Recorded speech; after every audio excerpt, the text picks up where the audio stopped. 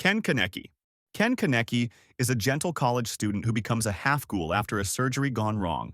He's captured by Jason, a sadistic ghoul torturer working for the enemy organization, Aogiri Tree. Jason chains Kaneki to a chair in a grimy room and begins what he calls his hobby. The torture method is methodical and psychological. Jason uses a large pair of pliers to crack open Kaneki's fingers and toes one by one, breaking the bones slowly while asking him to count backwards from 1,000 by sevens. The math forces Kaneki to stay conscious and focused through the agony. When Kaneki's ghoul regeneration heals the damage, Jason breaks them again and again. The cycle continues endlessly. Heal, break, heal, break. But the physical torture is only part of it. Jason places a live centipede in Kaneki's ear, letting it crawl inside his head while he screams. He brings in Kaneki's friends and threatens to torture them instead, forcing Kaneki to choose between his own suffering and theirs. Days blur together in that blood-stained chair. The gentle boy who loved books is systematically destroyed, rebuilt by his regeneration, then destroyed again until something inside him finally breaks and transforms into something darker. The eagle Prometheus. Prometheus was a titan who loved humanity more than he feared the gods. When Zeus, king of Olympus, refused to give mortals fire, keeping them weak and cold in darkness, Prometheus defied him. He stole fire from the heavens and delivered it to mankind, giving them warmth, light, and the spark of civilization itself. Zeus's rage was absolute. For this betrayal, Prometheus would suffer eternally. The god commanded that Prometheus be chained to a rock in the Caucasus Mountains, bound with unbreakable fetters that held him completely immobile. But death would have been mercy, and Zeus offered none. Each day, an enormous eagle descends from the sky. It lands on Prometheus's chest and begins to feast. With its razor-sharp beak, the eagle tears through his flesh, ripping open his abdomen to reach his liver. It devours the organs slowly, piece by piece, while Prometheus screams in agony, unable to move, unable to escape, unable to die. As an immortal titan, Prometheus cannot perish from his wounds. Each night, his body regenerates completely. His flesh knits together, his liver grows back whole and healthy. And when dawn breaks, the eagle returns to begin again. Day after day, year after year, century after century, the cycle continues without end. The torture is eternal, perfectly designed to maximize suffering without ever granting the release of death. Jesse Pinkman. Jesse Pinkman is a small-time meth cook who partners with his former high school chemistry teacher, Walter White. Together they build a drug empire, but Jesse maintains a conscience that Walter has long abandoned. Jesse is impulsive, emotional, and despite his criminal life, he's capable of genuine remorse and love. His life spirals into nightmare when Walter manipulates him into killing Gale, a fellow cook, to save Walter's life. The guilt devastates Jesse. He falls deeper into abuse and depression, haunted by the innocent people who've died because of their operation. When Jesse discovers that Walter poisoned a child to manipulate him, he tries to expose Walter by cooperating with the DEA. But Jesse is captured by Jack's neo-Nazi gang before he can testify. They chain him in a concrete pit covered by a metal cage, a cell barely tall enough to stand in. They force him to cook meth in their lab, threatening to murder the people he loves if he refuses or if the quality drops. To prove they're serious, they bring in Andrea, a woman Jesse loved, and execute her in front of her house while Jesse watches helplessly from a car. Jesse becomes a slave. He's chained whenever he's not cooking, beaten regularly, malnourished, and broken psychologically. His face becomes scarred and hollow. He attempts escape once by picking his chain's locks and running, but they catch him and beat him unconscious. When he wakes, they've welded his chains shorter. The cage becomes his entire world for months. The torture isn't just physical.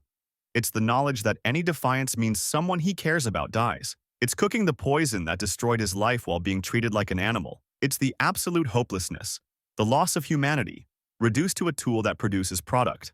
When Walter finally arrives and chaos erupts, Jesse is so broken he can barely process his chance at freedom, crawling from that compound more ghost than man.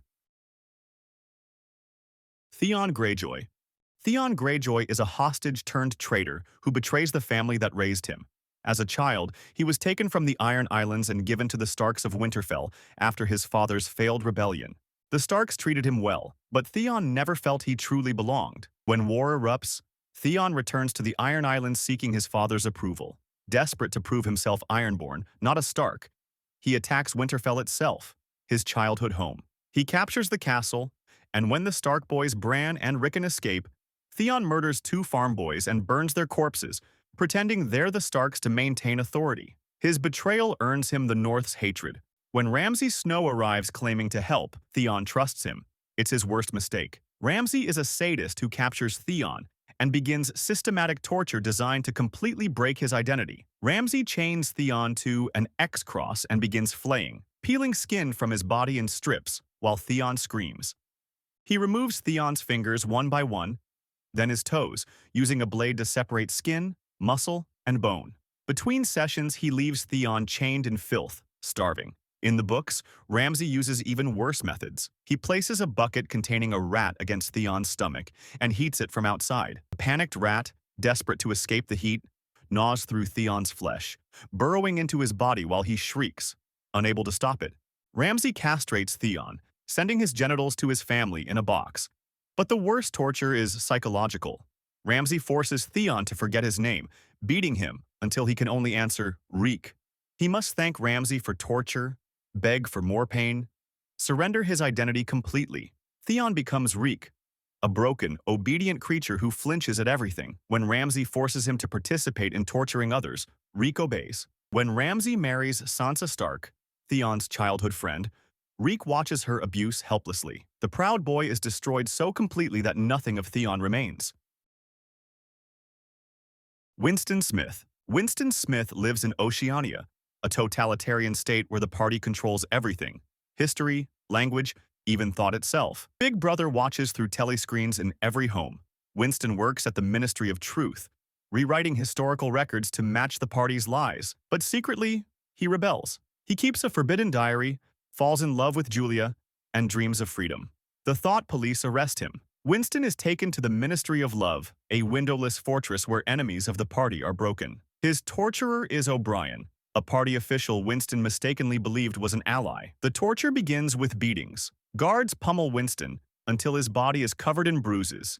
His bones crack, his teeth shatter. But physical pain is just the beginning. O'Brien attaches electrodes to Winston's body and administers electric shocks at varying intensities. Each jolt sends Winston into convulsions of agony. O'Brien controls a dial. Sometimes the pain is bearable, sometimes it's so extreme, Winston blacks out screaming. O'Brien doesn't want a confession. He wants to reprogram Winston's mind. He shows Winston his own emaciated reflection, a broken skeleton barely recognizable.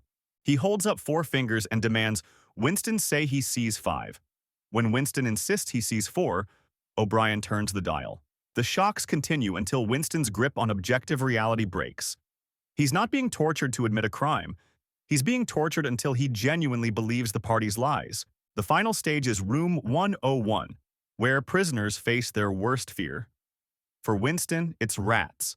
O'Brien brings a cage containing starving rats and straps it to Winston's face. The cage has a door that will open, releasing the rats to eat through Winston's eyes and face while he's helpless. As the door begins opening and the rats shriek inches from his eyes, Winston's mind completely shatters.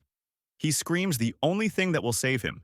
Do it to Julia. He betrays the woman he loves, begging they torture her instead. Winston gets released, a hollow shell. He sits in a cafe, praising Big Brother, his spirit completely destroyed. He has learned to love his torturer. Saw 3. The Rack. Jeff is a father consumed by grief after a drunk driver killed his young son and received a light sentence. His obsession with revenge destroys his family. Jigsaw, the serial killer who believes suffering teaches appreciation for life, kidnaps Jeff to force him to learn forgiveness through brutal tests. Jeff must watch people connected to his son's death being tortured. Each time he can save them only if he overcomes his hatred quickly. He fails repeatedly, hesitating as they die screaming before him. The final test is the Rack. Timothy, the drunk driver who killed Jeff's son, is strapped spread-eagle to a mechanical crucifix. His arms and legs are locked into rotating devices, and his head is secured in a metal cage, forcing him to remain conscious throughout the ordeal. Jeff must retrieve a key from a vat filled with liquefied pig corpses, while a timer counts down. As he plunges into the nauseating sludge, the Rack activates. The machine slowly twists Timothy's limbs backward at unnatural angles. His arms rotate, tendons tearing audibly as Timothy screams. His shoulders dislocate with sickening pops, joints separating completely. Then his legs begin the same horrific process. His knees bend backward, ligaments ripping apart, bones fracturing as each joint is systematically destroyed. Jeff finally retrieves the key but hesitates, part of him needing to watch his son's killer suffer. By the time he reaches Timothy, every limb is twisted grotesquely. Timothy dies from shock and massive trauma.